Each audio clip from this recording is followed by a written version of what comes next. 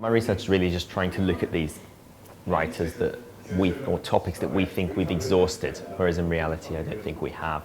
And by looking at the global reception of these issues, these writers, I think we can find out a lot more both about the writer and about the communities that we're talking about.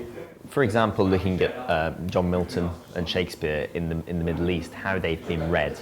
How did they get read in light of the politics of the region, in light of the cultural and social and theological taboos and issues in the region as well, and also thinking about the hierarchy of cultural capital, who's at the top and why, and just trying to explore new ideas in new and different ways.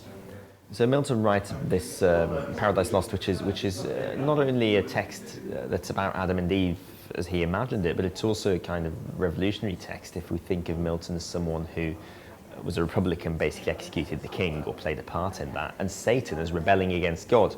So we've got these revolutionary ideas in these texts. So in the Middle East, given the Arab Spring, a history of colonialism, how do people read these texts? And I've found that some find Satan to be a kind of heroic figure because he's daring to challenge God.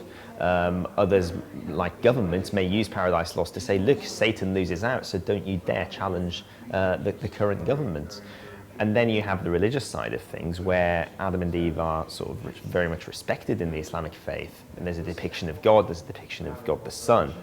And how do these issues play for Arab and Muslim readers? And what I find a lot of the time is that the translations actually, if not censor, maybe self-censor, or change some emphases so that people can be less offended, and so that the text has a different set of morals for those readers. For example, these readers believe in the day-to-day existence of Satan a lot more than a sort of modern Western secular Christian readership. So they seem to get these morals about understanding Satan more through Paradise Lost.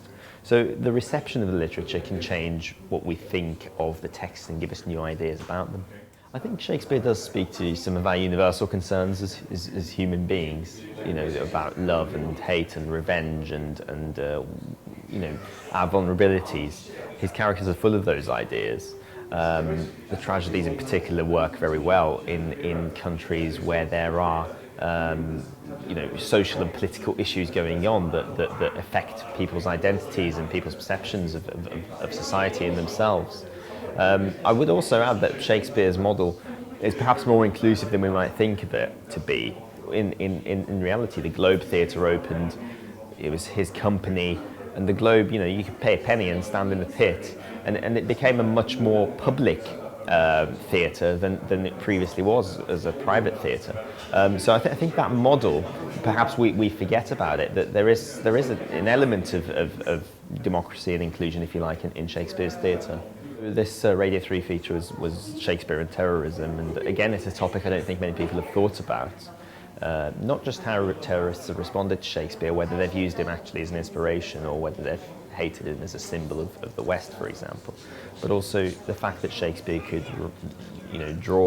create these characters who have some terroristic tendencies, in my view, is related to the fact that he lived through the biggest terrorist plot in England, which is the Gunpowder Plot.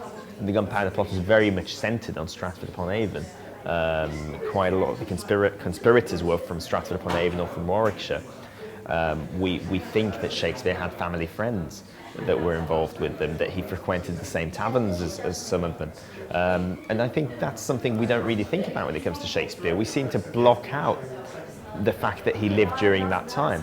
Of course, Macbeth mentions these kinds of themes, but throughout his oeuvre we can see that he may well have understood the complexities of the terrorist mindset. I mean, his parents would likely have been Catholics.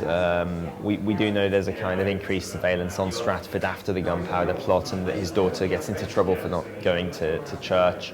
So those are questions that can be asked, but at the same time Shakespeare is very much a part of the establishment by the time he's famous, and he does write for the royalty and the monarchy, and I don't think he would have supported them being toppled. We think of him as an Elizabethan writer and not a Jacobean one for some reason, and it might be helpful to think of him as a Jacobean writer as well. It may well be that we idealise Elizabeth's reign more, and the gendered elements that come with that, for better or for worse. But he is also a Jacobean writer, and we often forget that.